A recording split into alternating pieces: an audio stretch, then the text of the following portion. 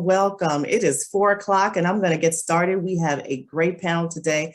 I'm not going to take up much of your time, but I want to introduce myself. My name is Michelle Evans Oliver, and I am the president of ASALA Richmond. That is the Association for the Study of African American Life and History here in Richmond, Virginia. We started in the middle of the pandemic. Our branch was chartered in 2020. But to give you a little bit more information about ASALA, ASALA was founded in 1915 by Dr. Carter G. Woodson, the father of Black history. We have been all over. We're all over the United States. We have branches everywhere.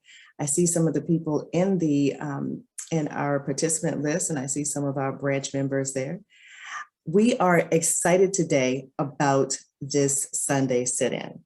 It is called Race in Sports, Black in Sports. It is all of what you want to hear about sports after 1954. We have some great panelists lined up here as well. We have partnered today for this session, and for the other 4 sessions, we've partnered with AUGS, the Afro-American Genealogical and Historical Society in Richmond, Virginia as well. And our sponsors are none other than AARP Virginia. We love AARP Virginia. And before I go to Dr. Shelley Murphy, I want to have our sponsors to say a few words so that they can say hello to you all as well. Belinda Todd, are you there? I am here. Good afternoon, Michelle. This is a great way to wind down the weekend by kicking back, getting comfortable, and getting ready for a treat.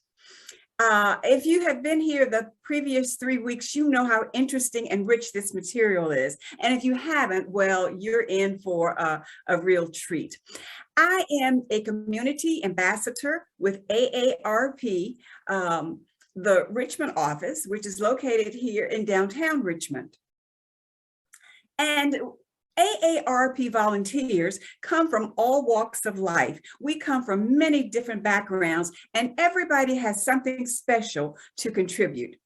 And even though there are a lot of us, we are always looking for more volunteers. So I just want you to just remember that AARP has a long history working with community organizations and being involved with universities. Our founder, Dr. The founder, Ethel Andrus, has a long history in education, and we just continue that tradition. So Michelle, let's get started. Wonderful. Thank you so much, Belinda Todd. I love the way you talk and how you have added to our Sunday sit-in. So thank you for being here. And if I want to just acknowledge our partner, Larry Clark. Hello, Larry. Thank you for being here, and thank you for allowing us to partner with you as well. Did you have something to say? Well, I just wanted to say it's been a great three sessions, and 4th, I'm sure it's going to be great also. And we're very thankful to be partnered with ASALA and AARP. This has been a great opportunity for our genealogy folks to get some history lessons, which is also important for genealogy. So I'm just looking forward to this presentation, and thank you for having us as a part of this. Thank you, Larry. Well, before we get started, Q&A. If you have any questions, if you go down to the bottom of your screen, you'll see Q&A, and you can put your questions there, and we'll try to get to them so that our panelists can answer. Also, in the chat, for all the people who are here, if you could just put where you're from and what organization, if you're with an organization, put it in the chat so we can kind of have a little dialogue there as well.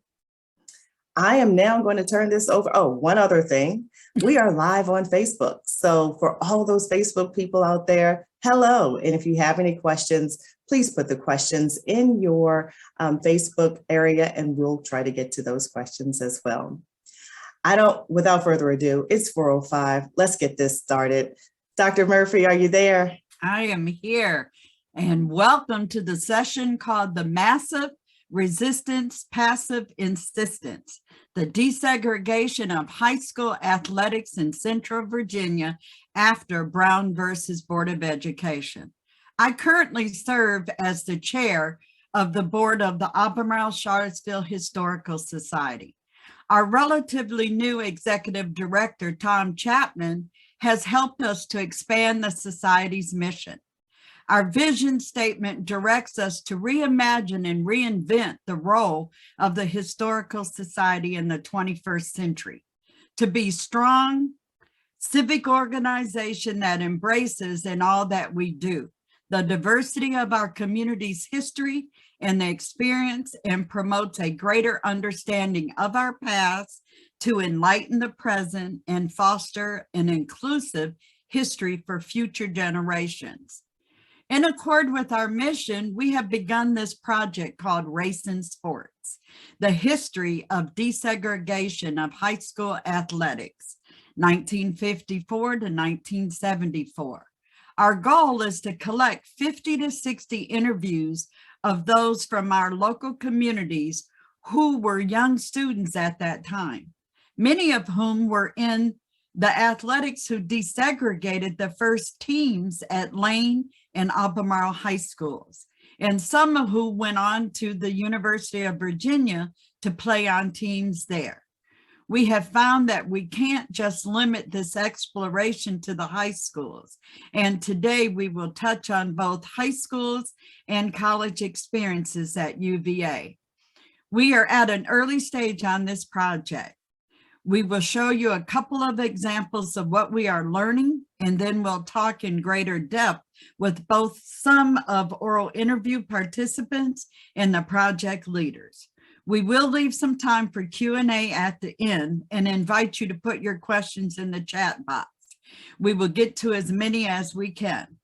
But first, I'd like to introduce the project team leaders, and we'll hear from them first, and then I'll introduce two of the athletes who graciously participated in this important initiative.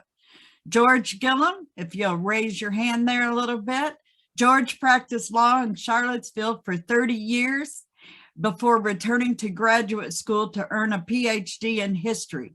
While in graduate school, he directed the Miller Center Forum and interviewed over 300 public figures, national and world leaders, as well as historians and journalists.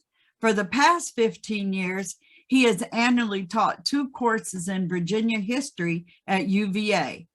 He produced, wrote, and narrated the documentary Massive Resistance, which was a finalist for a regional Emmy Award.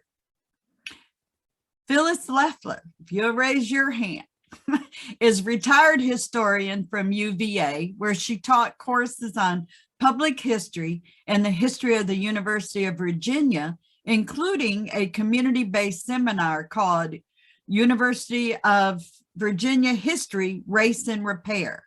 She has written numerous award-winning essays in a book called Black Leaders on Leadership, an outgrowth of an extensive oral history project she co-directed with the late Julian Bond.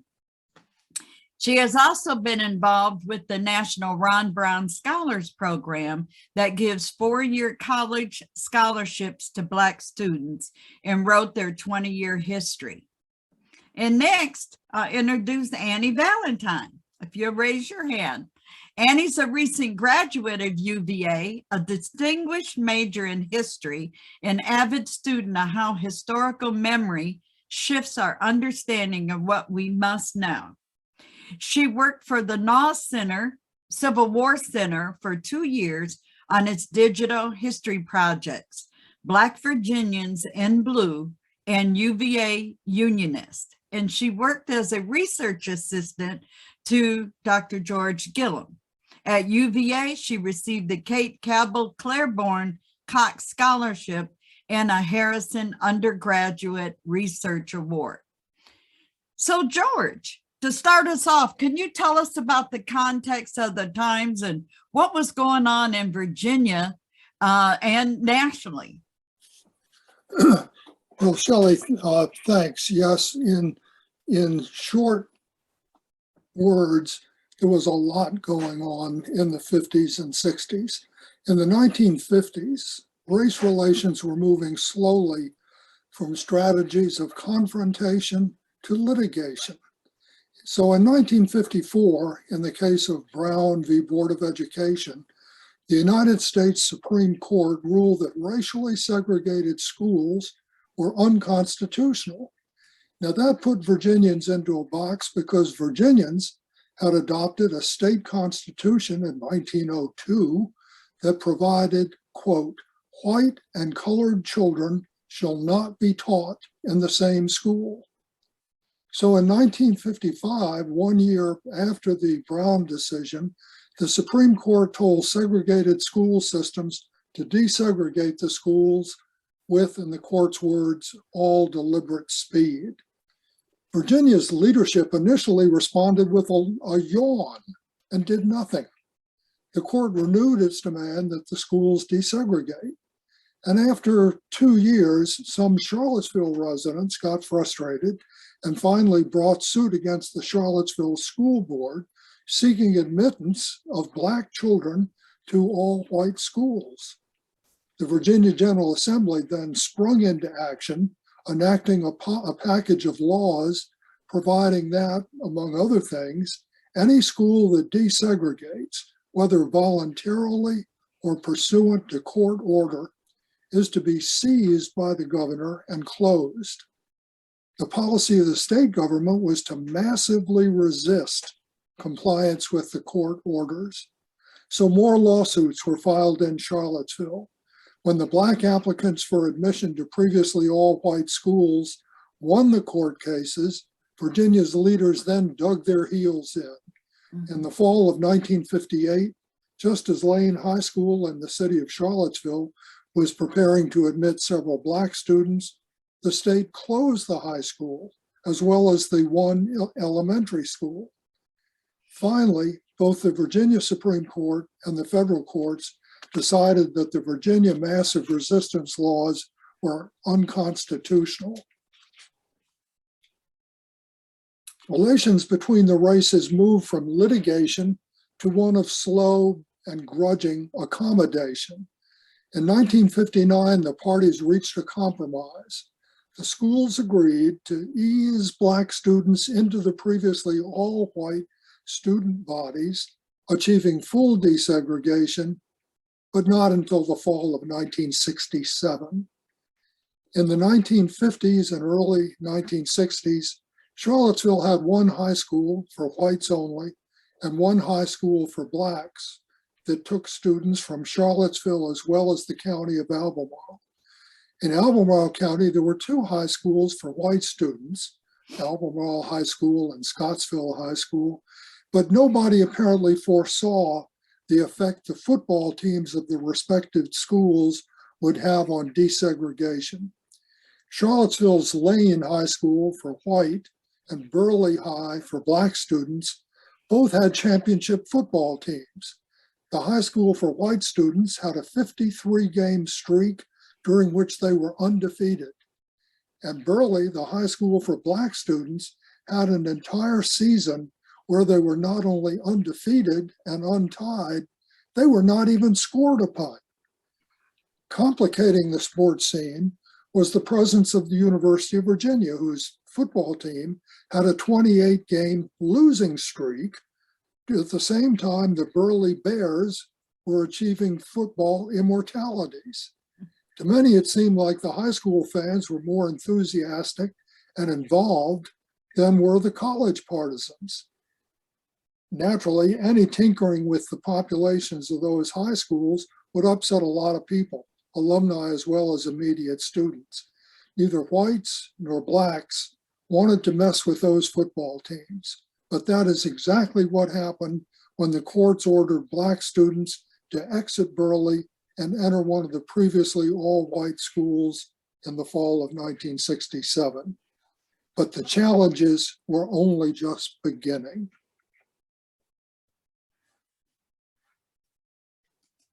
All right. Phyllis, can you share a little bit about why you think this project is important? I sure can. Before I do that, I would just like to add my thanks for our sponsors today, for ASALA and AARP and OGS Is that the right way? I think that's Yes. the way to say it. And, Yes. and Shelley for her incredible leadership throughout this whole series as well.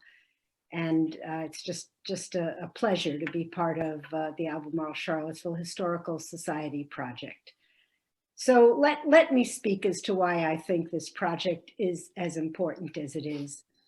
The Race and Sports Project inserts the voices of those who lived through a critical time in our local and national history. Those voices of Black and white athletes and what they went through are in danger of being lost. So many of the people we would have liked to speak with are no longer with us. So it is imperative that we document this period now with those who have stories to tell. Their memories enhance the historical record, largely focused up until this point on the legal and the political. But those who narrate their personal stories become witnesses to history. We learn about neighborhoods, communities, and regions. We can see and hear the passion, the anger, the pain, the challenges and the triumphs of those who as youngsters were on the front lines of desegregating schools. Those who participate in this project offer us a unique and powerful gift of personal narrative. Through this project, we privilege those voices and insert them back into history. It is often assumed that sports brought people together across the color line and made integration easy. But we are learning that the story is not that simple. This project is designed to take place in 2 stages. The first stage is simply to find all the people we can who have stories to share about desegregating Charlottesville and Albemarle schools and document their personal stories. We will preserve these materials for generations to come. We will find ways to use those materials in classrooms and for public programs. And then the second stage of the project is to produce a high-quality documentary that we hope will have broad national interest. We are still living the consequences of racial inequities that go back 400 years. This project will hopefully help bring our divided communities together by honestly looking at the costs and benefits of desegregation. Hey, Annie, you're next. Can you describe what's been accomplished so far as to prepare for this project? Yes, thank you, Shelley. Up to this point, our work on this race and sports project has had 2 fronts. The first has been our background research. We are putting together a detailed timeline drawing from news articles of the period and other primary sources, such as letters between concerned parents and also superintendents. This timeline gives us an arc of events into which we've been able to integrate commentary from historians and our interviews focusing on the desegregation of school athletics. We are also cataloging how historians before us have written the local and national history of massive resistance and the desegregation of schools in Charlottesville and Albemarle County.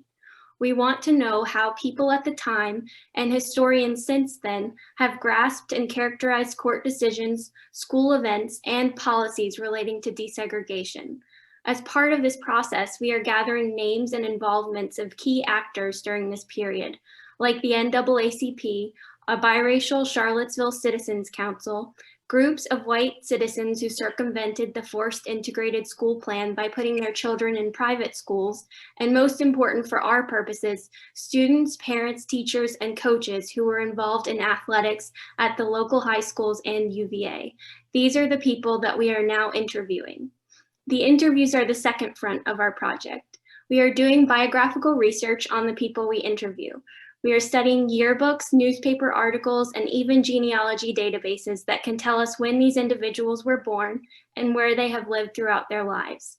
We use this information and our general background research on important events of the period to put together questions for our interviewees.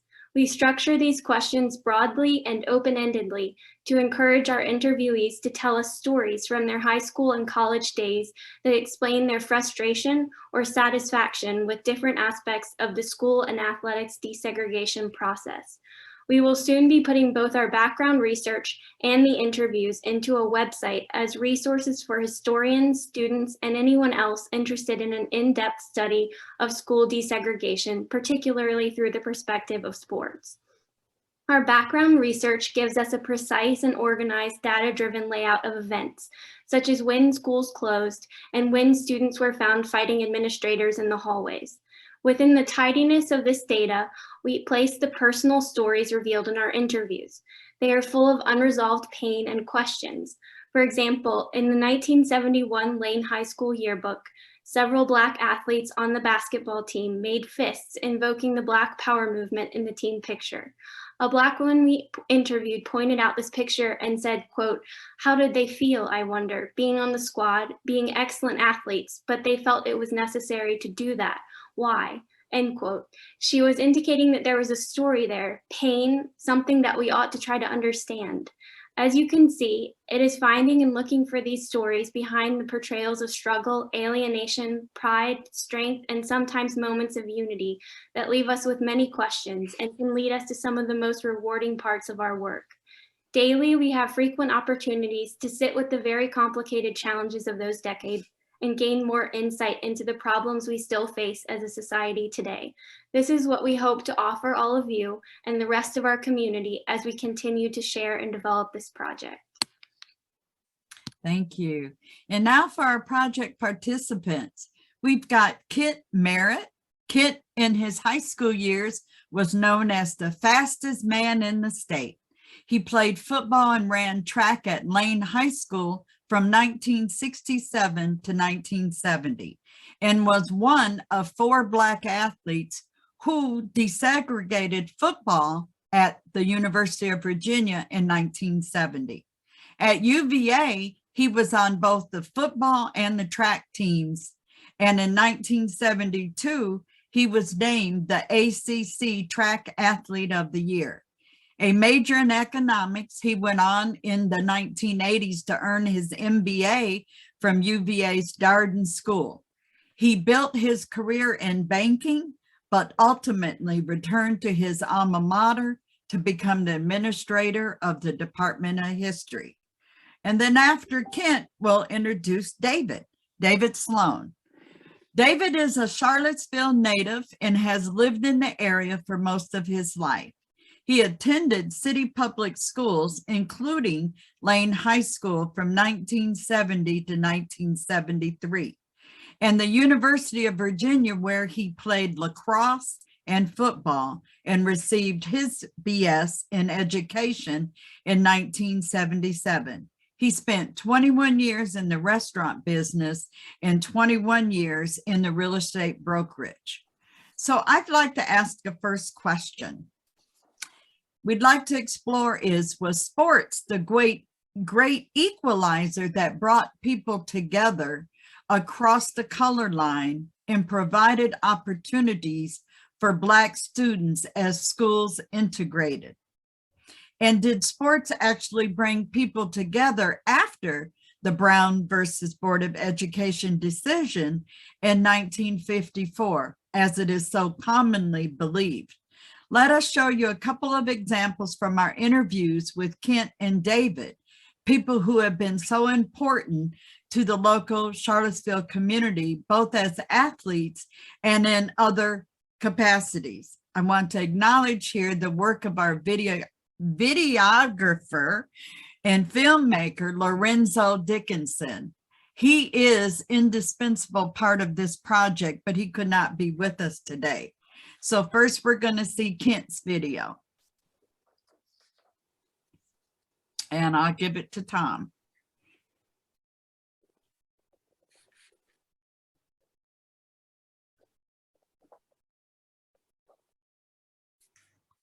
There we go. Do you think that being an athlete, particularly at the high school level, made your experience with desegregation easier? Yes, no doubt about it. I think athletes have a certain amount of respect from others. I think, and, you know, people respect abilities. People like to see people win and be successful. And you get, I hate to say it, but you get passed on some things as an athlete because they want to see you succeed. So I do, yes, there's no doubt about that, that athletics, you know, gave opportunities to some kids that might not otherwise. Now, on the other hand, I think that being an athlete, you have certain qualities about you that are admirable. You know, you don't quit. You know, you work hard. You know, in order to be successful and whatnot. You might be personable, you might not be, but some of them are. So there are qualities that you develop as an athlete that are admirable in all walks of life. Yes, I think it helps, but I think that some of that is what makes them successful in the first place. You know, we were in school together, went to classes, you know, did that thing, but we went home to segregated neighborhoods. All right, so our social network were in our neighborhoods.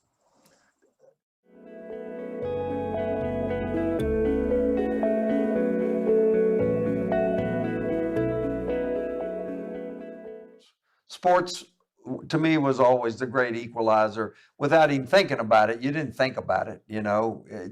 The guy was either a football player or he wasn't, or he could run track or he couldn't. It almost didn't make any difference what color or what religion or anything else that that somebody may be. They were teammates is the way we always looked at it. So I think my brother, who came after me at Charlottesville High School, I think that's when you really saw the first signs of black and white athletes, student athletes, whatever you want to call them, socializing and hanging out together.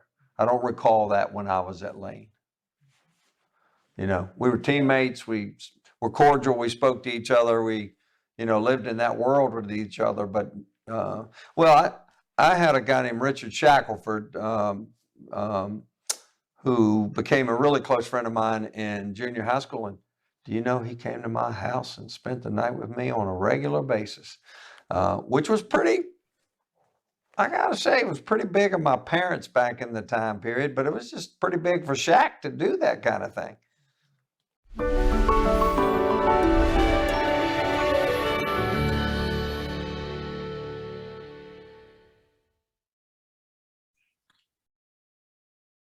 Well, since we've got Kent and David with us here, oh, are we showing a different one?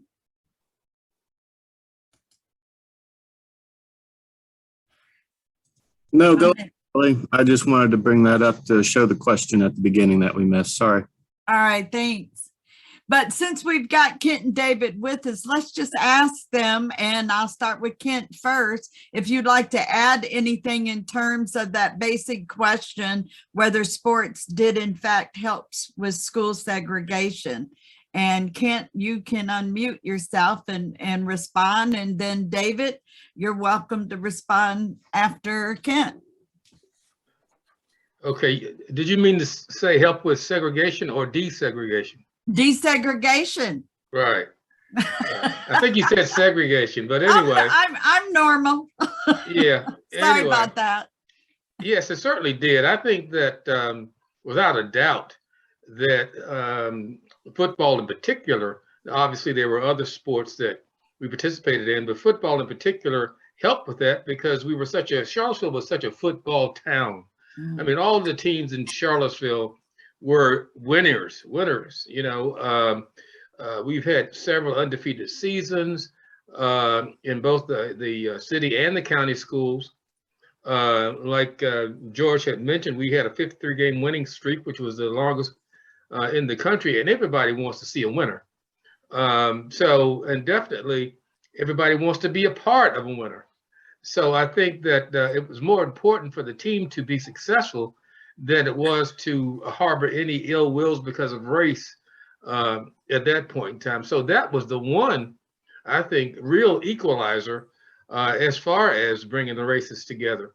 It didn't matter, the school, Lane or Burley or whatever. People wanted to see a good football team. So you would have black and white people at those games, just to see good football. And it also helped bringing the kids together because we were there for a common goal, and that's to win football game. Anything else that deviated from that or distraction from that was just unacceptable. And we did not let that hamper us. Now, I think going to school, however, interrupted that cohesion. But as far as our overall experience and bringing people together and getting to know folks. We had kids, they lived on their side of the town and we lived on our side of the town. We never knew them. And we were never aware of the kids from Belmont. And they weren't aware of who we were. And we had these preconceived ideas about them, which we found out were just nonsense. So I think that it did help in a great deal of just the races getting to know each other and getting rid of those preconceived notions about us. Thank you. And David, that basic question, same to you, whether sports did in fact help with school desegregation.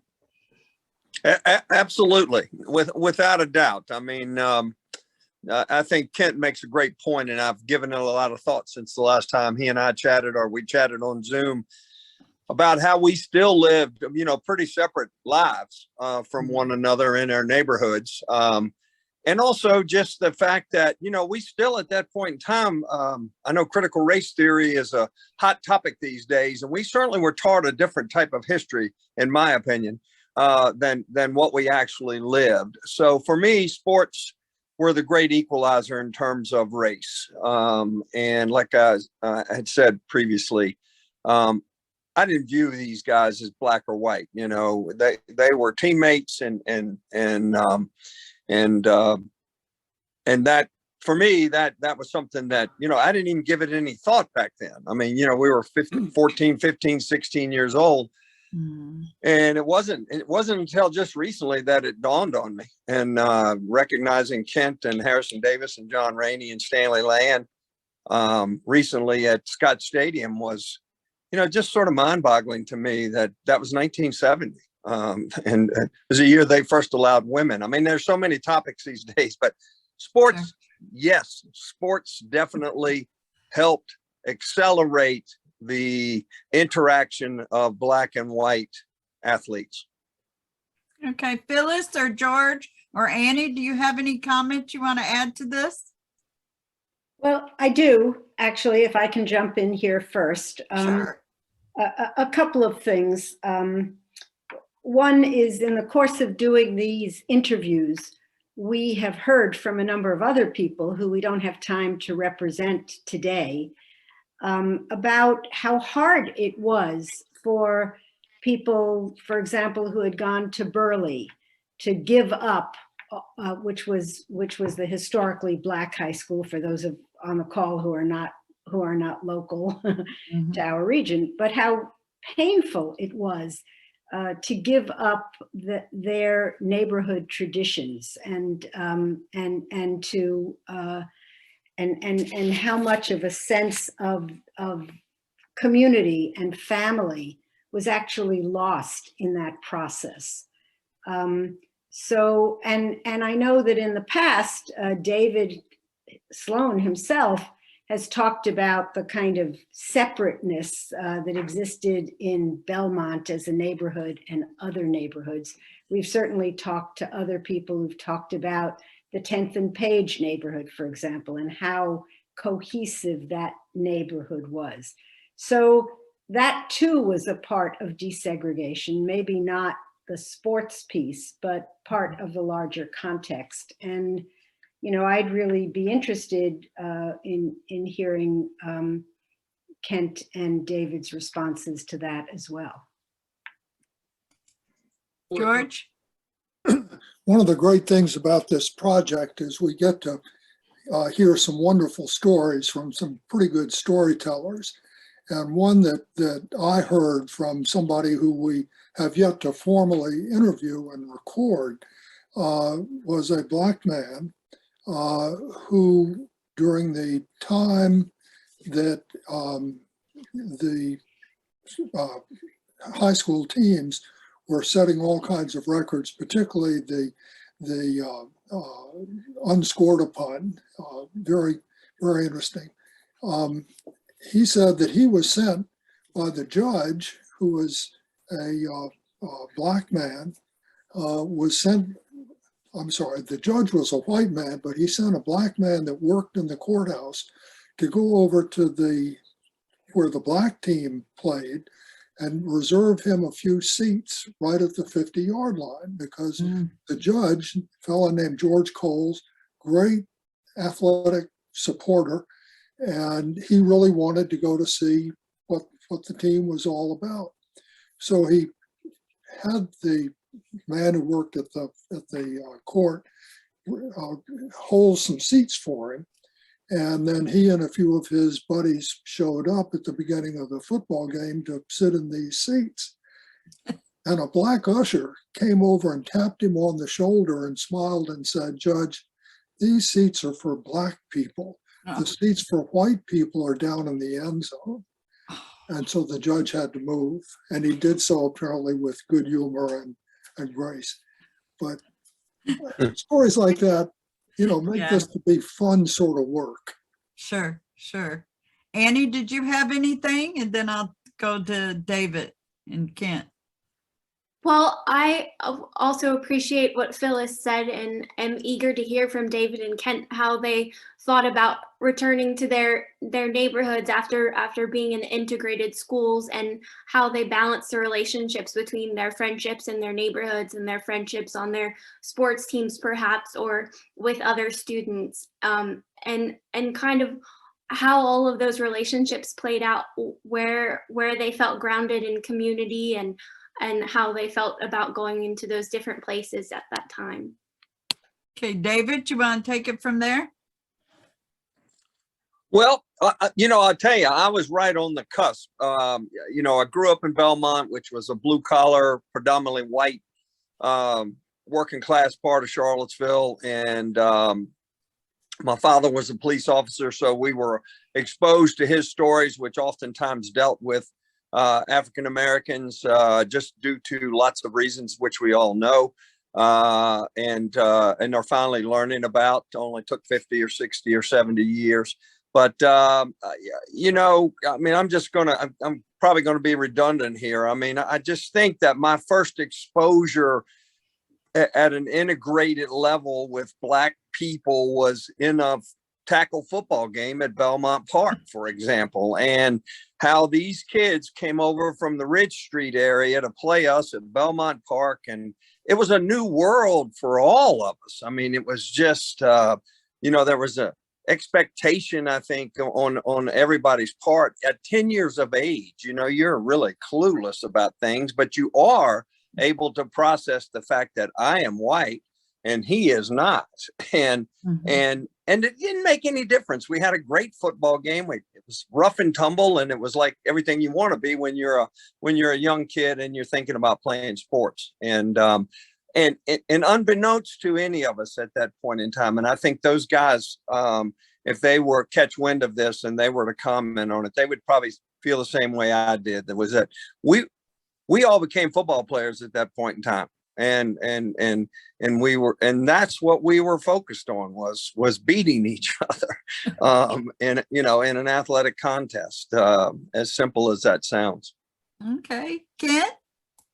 Well, I guess I'm going to respond more to Phyllis's comments, and say that in 1967, when Burley was closed down and their students came over to Lane High School, it was not a smooth transition at all.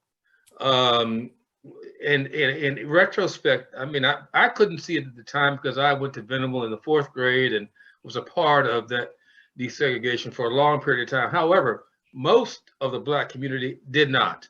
All right, they went to Jefferson, went over to Burley, and then all of a sudden, boom, their school is closed down, and they're thrust into Lane High School. And I don't think that, well, I know that the administrators at the time didn't know what to do, didn't know how to do that. Because what happened was that the entire identity of those Black students in Burley was just wiped away. And so they had no identity, they had no connection, they had no feeling of belonging in Lane High School. They had no clubs, they were not president of any organizations, student government or anything. So people were very angry about that. And so it was not a smooth transition at all. There were a lot of discourse, a lot of angry people, and a lot of things went on that you wouldn't tolerate or have in high schools today. Now, but the sports teams kind of put that all together. It's just that going to school kind of tugged at that cohesiveness that we had on the sports teams. I think that had, it's obvious to me that they didn't give it any thought whatsoever, none. And what happened was that a lot of those good players from Burley, whether it be basketball, track, or anything, they felt rebellious in that, so they did not come out for the team. All right, those that did come out for the team became a part of the success story that we had. But there were a lot of kids that were very resentful of having been uprooted from their comfort zones and thrust into a situation, where they didn't know these white students or whatnot, because they had not interacted with them as many of us have, Data and I have, and B, who felt that they were not even wanted over here. So the sports held us together, and going to school coincidentally just kind of tore at that cohesion. So it was not a smooth transition, and we had a lot of upheaval, and a lot of us feel that we're glad we made it through. Okay, so let's think about the second question. What were the limits that sports could not solve? Let's turn our attention away from high school to college and the University of Virginia. So Tom, let's look at that second set of videos there. Thank you.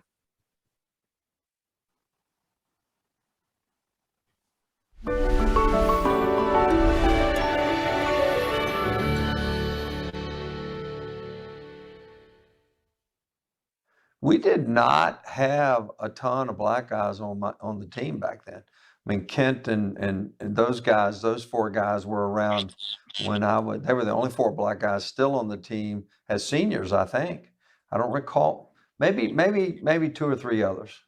They came, their freshman season would have been 70, I think. Yeah, 70. Right. And I'm trying to think back when I played, how many Black guys we had on the team.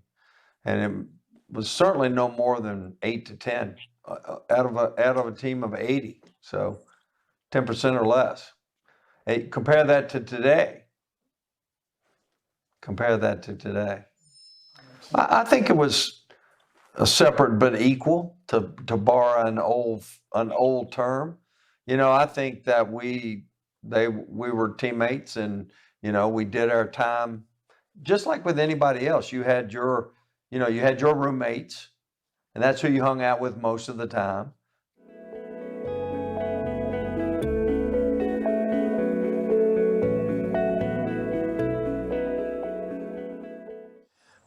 I think it wasn't so much among the team members as it was with the fans. I think there was a little bit of apprehension about having a Black quarterback. I know that Harrison went through a hard time with that, and I think that some players might not feel that as accepting with us coming in and supplanting their teammates in certain positions because we were second year players. We might be supplanting a senior and that sort of thing. And I think that there was a feeling that if they just got a few good Black players, that it would turn the program around, and it didn't. And I think that people were kind of miffed at that. There were a lot of expectations that weren't met. And when the expectations are not met, I think people get a little angry at that. Of course, when we started playing, after every touchdown, they play Dixie and they wave the rebel flag in the stands, which is very irritating and offensive. Well, it's not necessarily a student body; it was the Black students complained. We complained to various people that were there to kind of support us that we just didn't like this. That was part of this whole desegregation process. It was bigger than a football field. It was larger than that. It had to do with an attitude throughout the entire university that was not tolerable. And other things. There were no social outlets for Black students. There were very few Black faculty. So it was a myriad of things that were kind of that were there at the forefront that were really challenges for a lot of us Black students.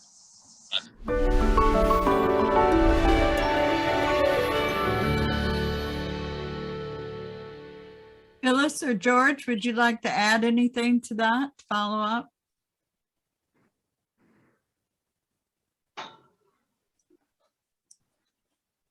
You're on mute, Phyllis, if you're going to speak. George?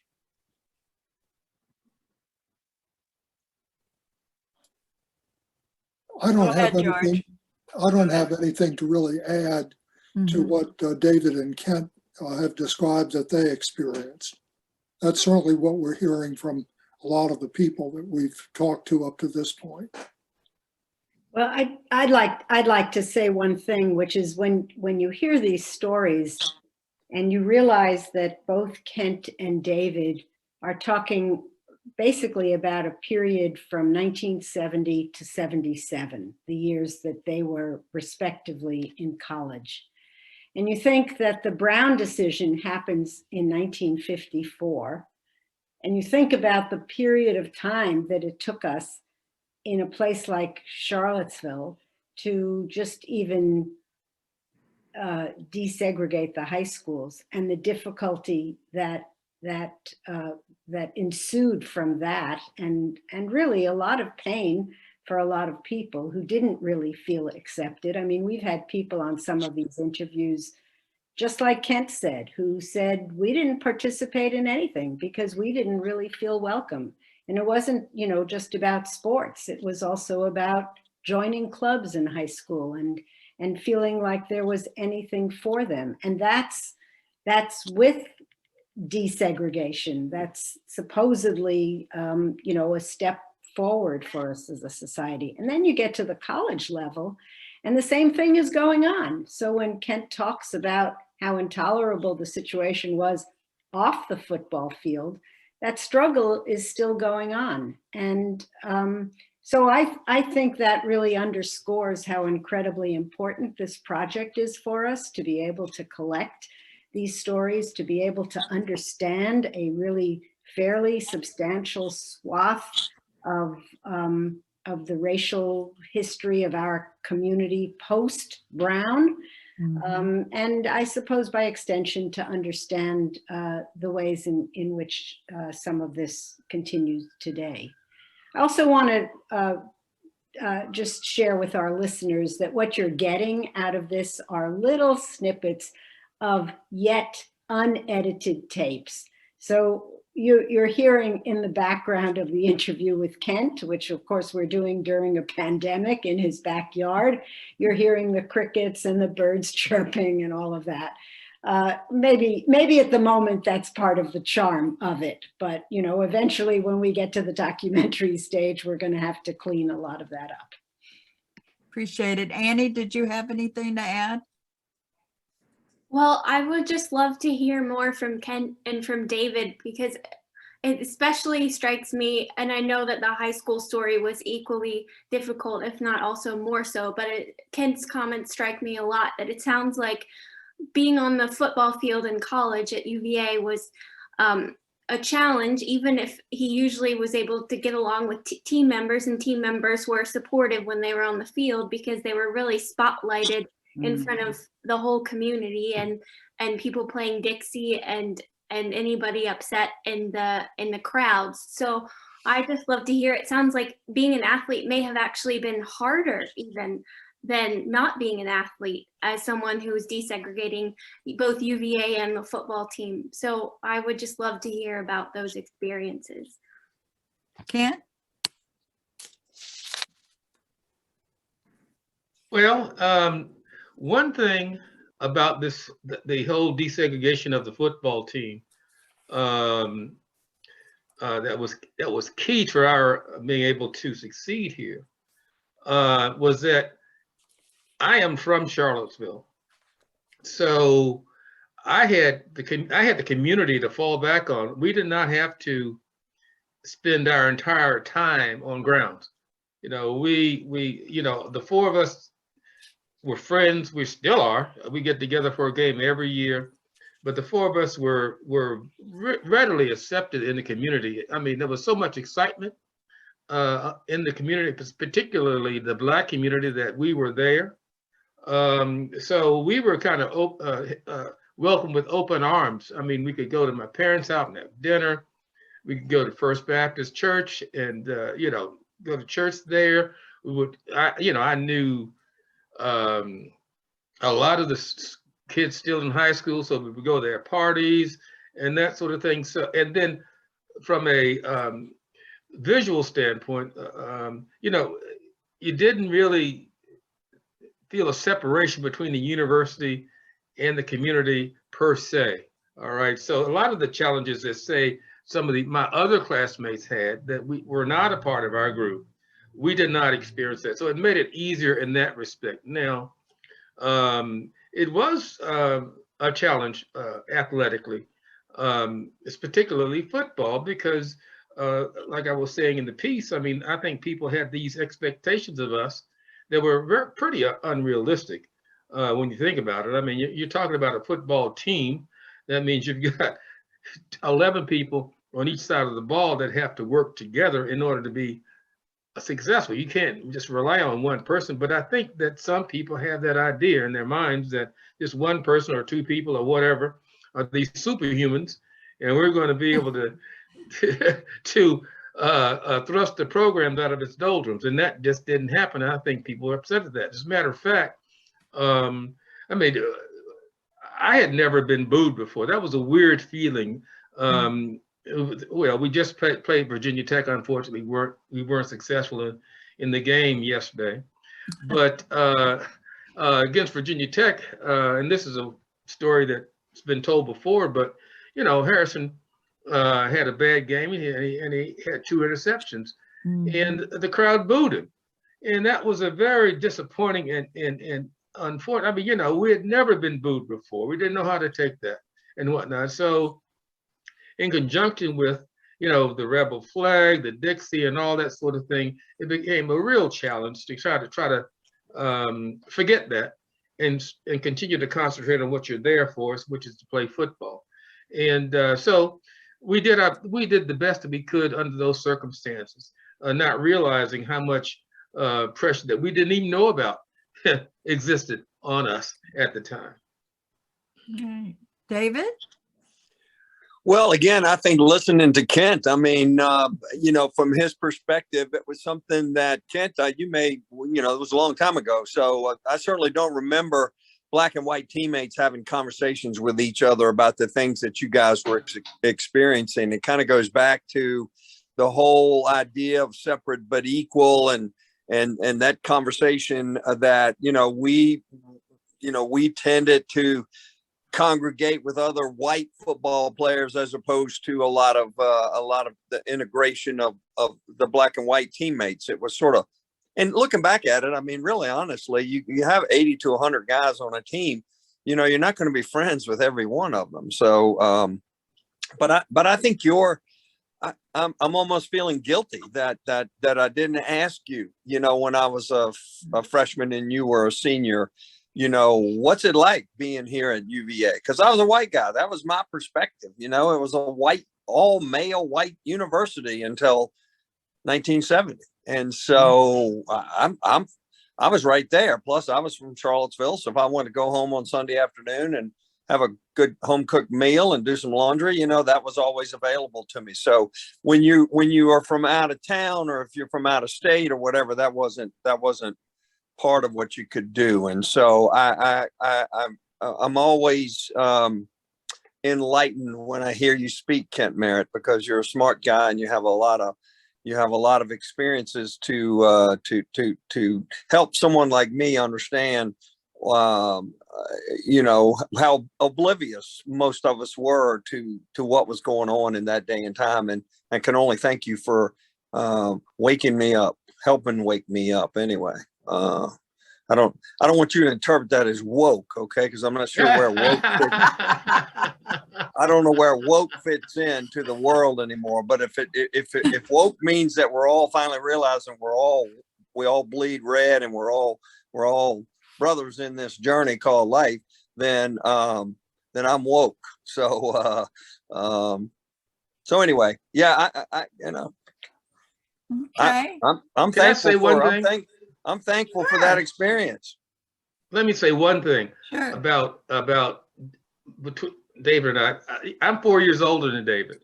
All right. So I went to school 4 years before him. So my experiences are going to be a little different than his experiences, because we had a little, I don't think we smoothed anything out necessarily, but we had experiences that kind of made the way for his class, in other words. But I mean, that's just a little caveat, that something that I might have experienced, he wouldn't have had any idea about. Okay. Well, I just want to Sure. jump in too and say that I really think that that's a very important point that Kent has just made. And I think that part of what we're seeing in this project is that 1 or 2 years can make an enormous difference in the way people felt. So I'll just add that we have interviewed some of the women at the high school level who began to integrate cheerleading teams, or I should say desegregate cheerleading teams, and then the women's basketball teams still at Lane High School. We still have to find more people who went to Albemarle High School and add them to our interview list.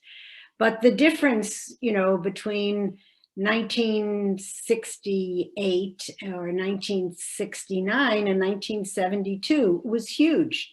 And it's exactly for the reasons that Kent says, that people who were the trailblazers, path breakers, whatever you want to call them, sort of set the stage for people who came after, who therefore didn't experience some of the same tensions that existed early on.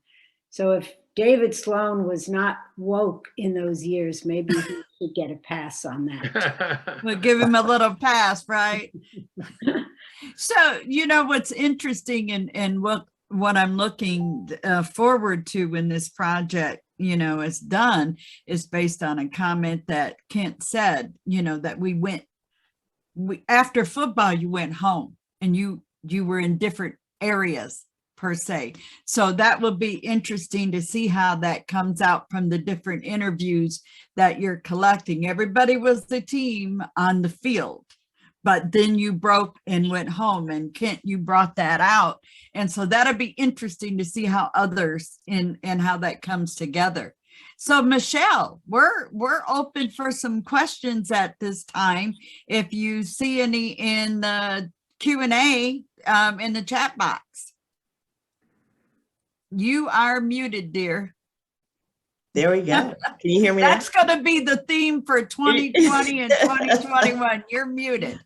I was so excited to get on. I am having a great conversation. Thank you, everyone, for being here.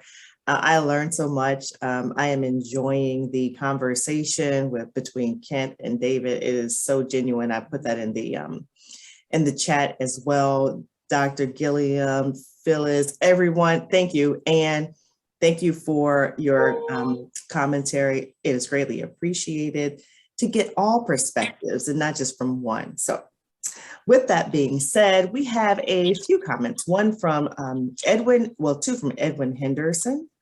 It says, wasn't sports ahead of the civil rights movement in breaking the color barrier and providing equality on the track, court, and display, and the playing field, I guess is what it says. So let me try to read again. Wasn't sports ahead of the civil rights movement in breaking the color barrier and proving equality on the track, court, and playing field? That's the first question. So it's open for anyone to respond.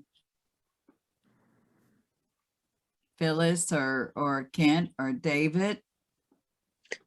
Well, I think sports, especially coming through the 60s and just TV in general, you know, and the acceptance where America's a sports crazy, a lot of people anyway. Maybe it's just the world I live in, they're sports crazy, but you know, that exposed a lot of athletes. If you remember when, I can remember the whole controversy around Muhammad Ali when he was Cassius Clay and he became a Muhammad Ali. Lou Alcindor became Kareem Abdul-Jabbar. And I look back at those moments in my young life at that point in time in the 60s. And, you know, I think to myself, what are these guys thinking? Are they crazy? I mean, what are they doing? You know, the whole thing with Muhammad Ali and his religious beliefs and not going to Vietnam was like, my perspective on that now was totally different then. But I think my point here is that the 60s really brought forward Black American athletes. You know, like if you look back to Jesse Owens' time, they wouldn't give Jesse Owens the time of day, you know, and the guy came home with a ton of gold medals from the 36 Olympics. So to me, just like today, we're inundated with social media. But to me, once we started seeing these things become more and more of a daily, you know, a daily segment on TV that we were all watching, then I think that helped accelerate it. And yet here we are 50 plus years later, still struggling, you know, still having these struggles. Yeah. George? Yeah. George? You're muted, dear. Maybe I can, there we go. Mr. Henderson is asking us really to compare the time schedule for sports, opening it a little bit compared to what the civil rights movement was doing in other venues. And I would say that one of the things that's very important that we're working hard on, but we're a long way from finished, is doing a very precise timeline for the changes that we all view as growing out of the civil rights movement. By the early 1960s, were all the kids' protests, the lunch counter protests, and all those. We've got to fit things like that going on in the national sphere. We've got to see how that compares to things going on in the football field, basketball, and other sports. And fortunately, Annie is great on figuring this kind of stuff out and good ways to display it. So we're going to count on her to carry that load. Okay, great. Yeah, after giving it some thought, I think the short answer to Mr. Henderson's question is yes. Just like David, my entire universe was comprised of sports and sports figures and sports teams. And, you know, people that we looked up to back then, Willie Mays in baseball, and Clemente and Hank Aaron, and in football we had Ollie Matson and those types of people, and we didn't understand or have any idea that that team that you saw there on screen would kind of disintegrate once they left, what they were doing. So I think that we had an expectation that, I don't think we necessarily equated it to civil rights, but we knew that we needed to have a camaraderie. We need to have this bond with our teammates in order to be good, because losing is never, it's just unthinkable and whatnot. So those were our heroes in the beginning. Those were the heroes, and those are the people that we looked up to. So yes, I do agree with that comment. I think we need to be very careful to be very specific with exactly what it is that's being asked there. A black man beat a white man for the heavyweight world boxing championship in, I think, 1908. Is that part of the civil rights movement? What about Jackie Robinson, 1947? How much credit do we put, how much importance do we put on all these kind of individual things as opposed to team activities? I have always thought that Jackie Robinson had one of the toughest jobs, because he really took a lot of abuse for the first 2 or 3 years. So how important was Jackie Robinson in this whole process?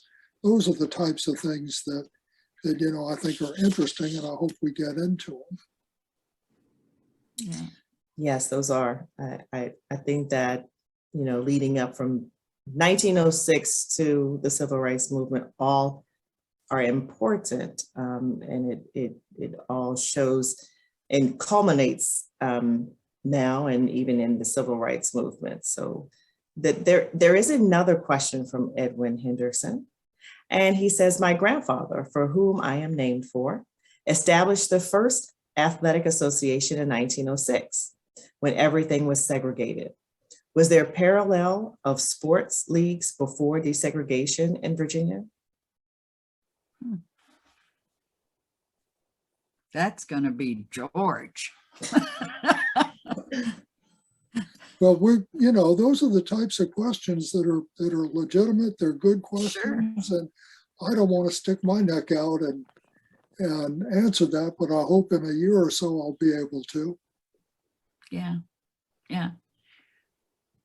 I agree. And I think this is the emphasis of this project is so important for these things to come out, which will give us an understanding of what was going on in our communities. I don't think Charlottesville will be totally different from another community looking at the same time frame, regarding around sports, but we want to share that information and gather these stories. And I think it's just a great example.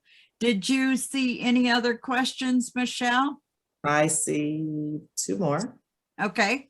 Kathy Stevenson says, does it seem that we have made much progress over the last 50 to 60 years in dealing with racism and desegregation and the resistance to it, particularly when we see the negative responses to Colin Kilpatrick kneeling as a form of protest against police brutality, and now the anti-critical race theory movement being used to remove lessons in Black history and remove true stories like Ruby Bridges' experience with desegregation, as well as Black authors' books like Toni Morrison? That was a lot. Would you like me to read it again? And I don't see it. Well, I just want to say, first of all, thank you for that question. Mm-hmm. this obviously is way beyond the focus of this particular project, and but I don't think I can really answer the question, but I do want to say I think it's precisely the kind of question we should all be thinking about, and I think it is frankly, part of the reason for this project, that indeed we, as I said in my opening remarks, we really want to make the people who live this experience, Black and white, we want to make them witnesses to history. Now, why do we want to make them witnesses to history?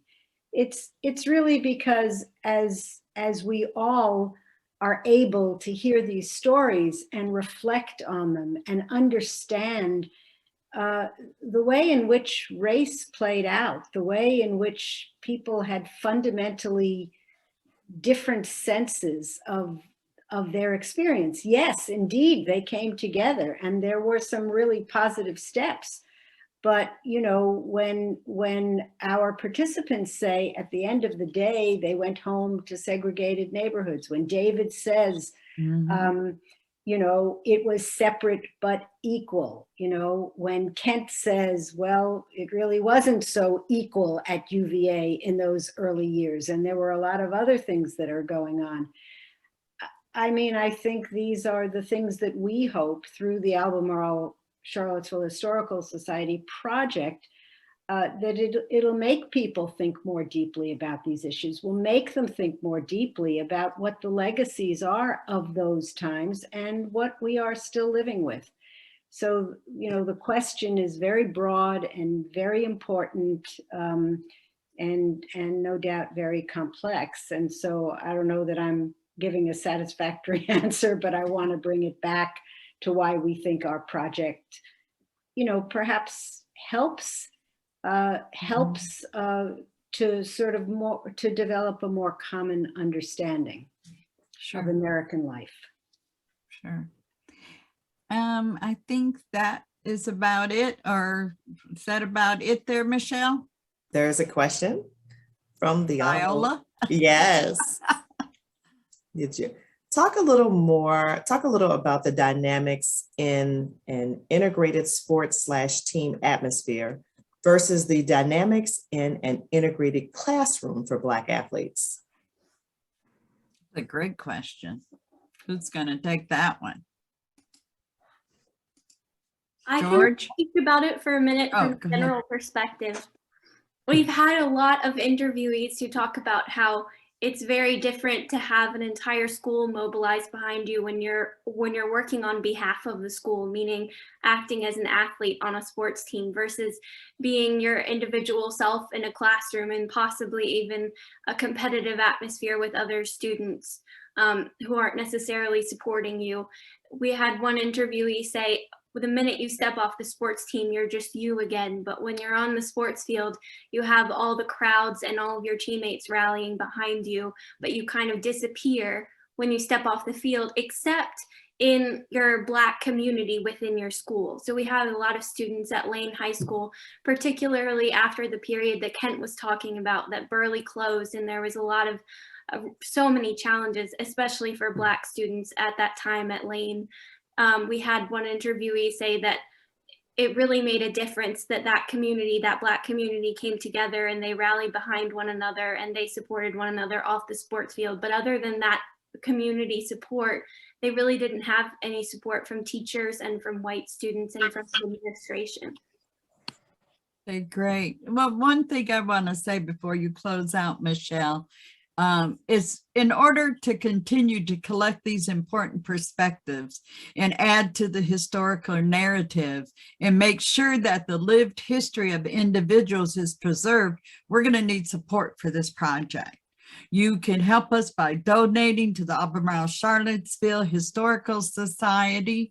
We can put up the website. If not, it's albemarlehistory.org. And if you have names of people, for those that are here, if you have names of people you think are important for us to speak with, we'd love to hear from you. So we'd appreciate any of that type of support as well. And from my perspective, you know, I think this is a project that's well needed, and I'm looking forward to it. And I'll turn it to you, Michelle. Well, I see one more question that this will be a great question from Derek Van Season on the ASALA Richmond Executive Board. Hi, Derek. He said, since the VHSL is headquartered in Virginia, in Charlottesville, what role did they play in race relations? I have no idea. I'm Good. not sure on that. My friend actually works there. And so that's something I will share, and to see if they were part of that, and even if they were existing at that time that they're covering. We You weren't know, aware of any interaction with the Virginia League, High School League. right. All right, well, let's see. I'm going to check the information one more time. And looks like Tom Chapman, who's the executive director at the Historical Society, put in a response to Edwin Henderson. He said, yes, there were parallel sports leagues for Blacks and whites. And one of those, excuse me, is a historical society located at the Burley High School in Charlottesville. And also Burley High School has a Facebook page, and they're putting up some photos and things like that if folks want to look at it.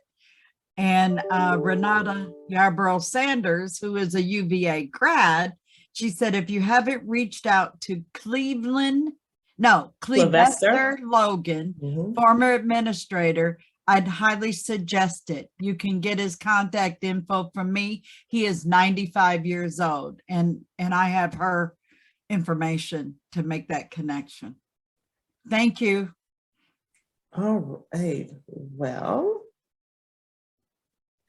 I am going to now close this out. Well, I just, you know, this is great information, and I'm so thankful that you were able to, Shelley, Dr. Murphy, you have done it. You have really done it. You have helped us through AUGS and through ASALA to make November successful. So I want to thank you for that. Thank you for having me. It has been a wonderful, wonderful November. We've had Blacks and Black Patriots in the, I can't remember everything, but in the Revolutionary War.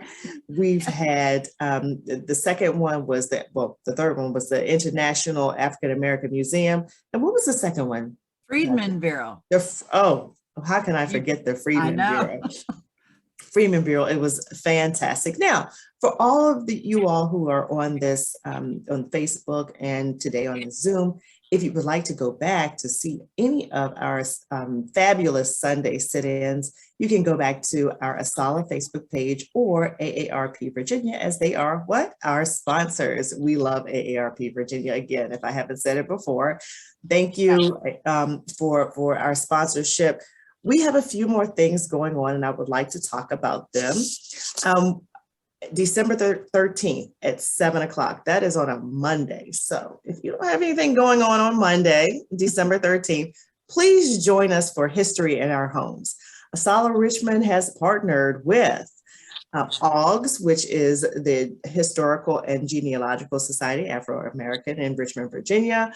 We've partnered with the Black History Museum of Richmond, and we also partner with the Virginia Museum of History and Culture.